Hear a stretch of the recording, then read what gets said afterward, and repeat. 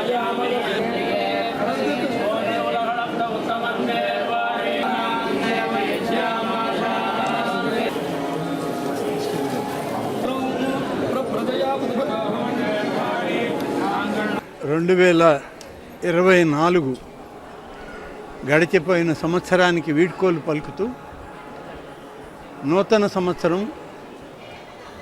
జనవరి 1వ తారీఖు 2025 నూతన సంవత్సరానికి స్వాగతం పలుకుతూ కొన్ని అనివార్య కారణాల వల్ల కేంద్ర రాష్ట్ర ప్రభుత్వాల యొక్క ఆదేశాల మేరకు నూతన సంవత్సర వేడుకల్ని అధికారికంగా జరుపుకోలేకపోతున్న పరిస్థితి నాడు.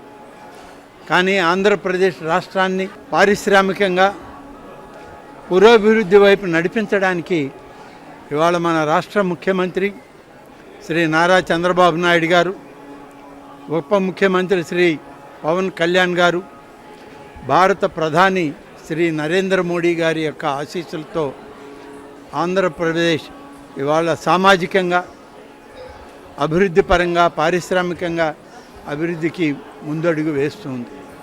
అనేక కార్యక్రమాలు ఇవాళ ఈ 6 మాసాల్లోనే మన ప్రభుత్వం చేపట్టడం జరిగింది. ప్రతి ఒక్కరిని కోరుకుంటూ ఉన్నాం, అందరూ భగవంతుని ప్రార్థించండి.